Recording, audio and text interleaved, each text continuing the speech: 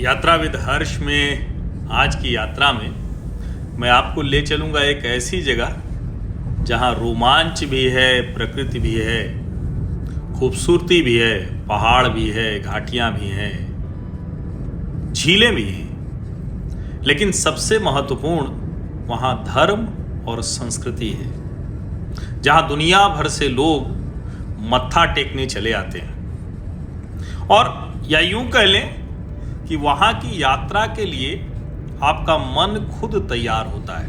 और ऐसी ही एक सुबह हम भी ऐसे निकल पड़े, रात को तय किया और सुबह सुबह सपरिवार निकल पड़े। सड़क के रास्ते तय हुआ कि नैनीताल चलते हैं। और इस बार नैनीताल जो एक नियमित तौर पर रास्ता हम लेते हैं, उस रास्ते की बजाय एक दूसरे रास्ते से हम जा रहे थे। वैसे नैनीताल जाने के लिए नोएडा से हापुड़, गढ़गंगा, गजरौला, मुरादाबाद, रामपुर, बिलासपुर, ये रुद्रपुर, हल्द्वानी, काठगोदाम होते हुए नैनीताल पहुंच जाते हैं। लेकिन इस बार हम बाजपुर के रास्ते जा रहे थे और ये मुरादाबाद से रास्ता कटता है। कहीं कहीं आपको कहीं कि रास्ता थोड़ा सकरा मिलेगा। देखिए गड़प्पू, हम धीरे धीरे नैनीताल के नज़दीक पहुंच रहे हैं और ये चेक पोस्ट, इसके बाद का रास्ता तो एकदम ही समझ में आने लगता है कि अब पहाड़ की तरफ हम बढ़ चले हैं। और जाहिर है पहाड़ी रास्ता जब शुरू होता है तो उसके साथ ही जो प्रकृति है, वन्य जीव हैं, वो भी आपको आपके आसपास नज़र आने लगते हैं और एक तरह से खुशनुमा एहसास भी शुरू हो जाता है। तो अगर आपकी यात्रा बन रही हो तो आप नोएडा से, दिल्ली से नैनीताल जा रहे हो तो सबसे अच्छा रास्ता यही है कि आप अगर अपनी कार हो तो बहुत अच्छा है, सबसे अच्छे उसी से निकल जाइए। ज़्यादातर लोग उसी से जाते भी हैं। हालांकि बस के रास्ते से भी जा सकते हैं और काठगोदाम तक, वो जिसको हम कहते हैं ना कि उस रास्ते से भी जा सकते हैं ट्रेन से। हालांकि हमारा जो नैनीताल का पड़ाव था उसके बारे में मैं आपसे बाद में बात करूंगा। हाँ, नैनीताल के खूबसूरत कुछ दृश्य आपको ज़रूर दिखाता हूँ। नैनीताल के बारे में अलग से मैं चर्चा करूंगा, कहाँ घूमें, क्या क्या अच्छा है।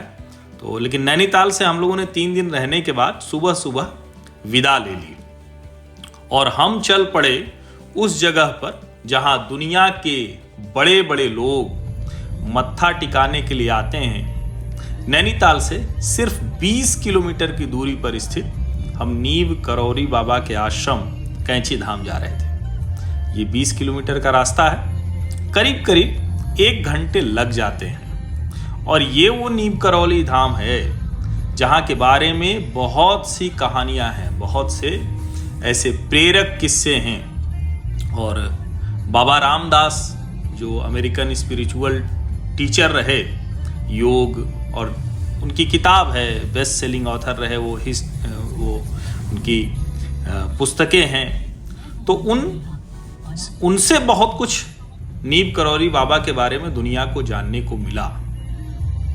और उनके जो भक्त हैं वो मानते हैं कि एक बार उनके मन में जो इच्छा आई, अगर सही इच्छा से वो वहाँ पहुँचे तो वो इच्छा पूरी ज़रूर होती है। तो हमारे मन में खैर ऐसी कोई इच्छा नहीं थी, हमने सुन रखा था कई बार। और संयोगवश एक दिन हम बात कर रहे थे तो हमारे अमर उजाला में वरिष्ठ रहे आलोक शुक्ला जी से बात हुई तो कहे बस कैंची धाम से लौट रहे हैं। तो हमने कहा चलिए, नैनीताल की यात्रा बना रहे थे तो इस बार कैंची धाम भी होके आते हैं। तो नैनीताल हम रहे और जाते वक्त चूँकि बाजपुर से गए थे तो जब लौटना हुआ तो हमने अपनी यात्रा का जो मार्ग था वो कैंची धाम के जरिए कर दिया। तो नैनीताल से आप निकलेंगे तो करीब 7 किलोमीटर बाद आपको मुड़ना पड़ता है। और एक तरह से कहें कि कैंची धाम से फिर आपको जब लौटना है नोएडा के लिए, दिल्ली के लिए या काठगोदाम के लिए, तो आपको फिर ऊपर चढ़कर आना पड़ता है।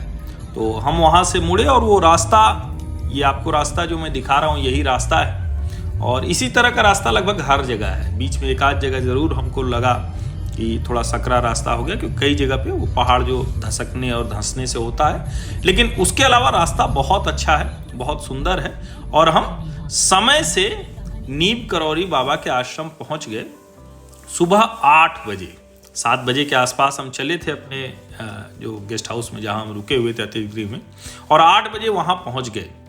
और हमें ध्यान में था कि ये वही आश्रम है जिसके बारे में कहा जाता है कि स्टीव जॉब्स, ये देखिए ऑस्ट्रेलियन ब्रॉडकास्टिंग कॉरपोरेशन का आर्टिकल है जिसमें स्टीव जॉब्स की कहानी है।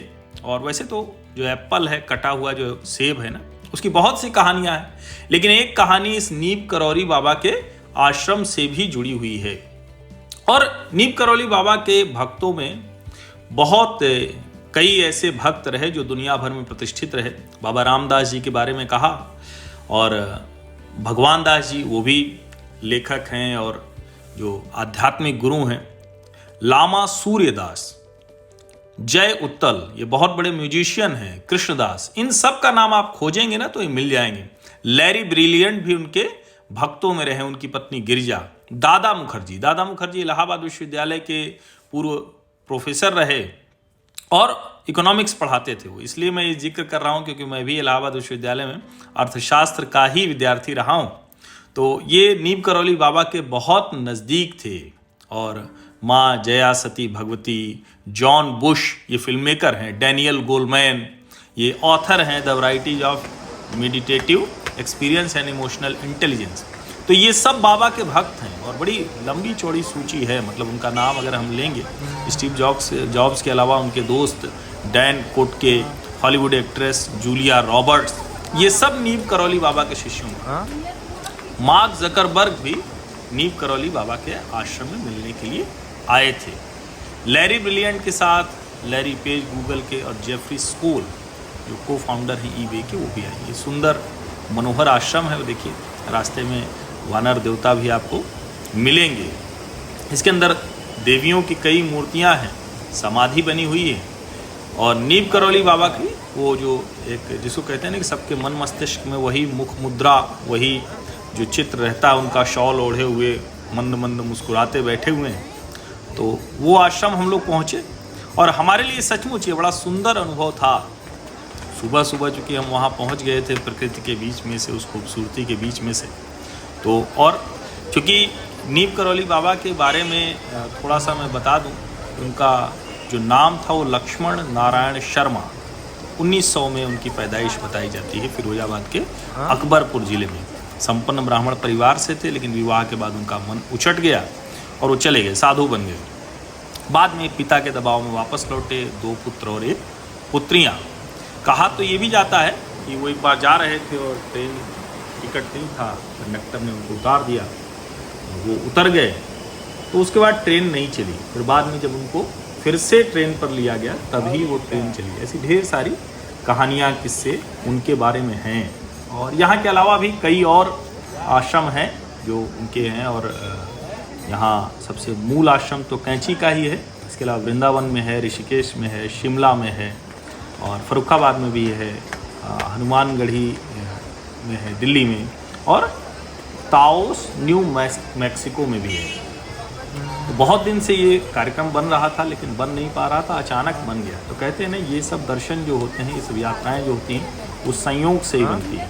तो नैनीताल की यात्रा में अगले वीडियो के जरिए आपको कराऊंगा, लेकिन मुझे लगा कि मैं भले नैनीताल के बाद कैंची धाम गया नीम करौली बाबा के आश्रम, लेकिन आपको पहले उनके दर्शन करा दूं और उसके अगले वीडियो में नैनीताल की यात्रा कराऊंगा। अच्छा, एक बात जो मैं कहता हूँ ना कि जो रास्ते होते हैं वो मंजिलों से ज़्यादा खूबसूरत होते हैं, और इसीलिए मैं कहता हूँ, चाहे वो हमारी नोएडा से नैनीताल की यात्रा रही हो या फिर नैनीताल से कैंची धाम नीम करौली बाबा के आश्रम की यात्रा रही हो, वो एकदम अद्भुत थी, वो यात्राएं अद्भुत थी।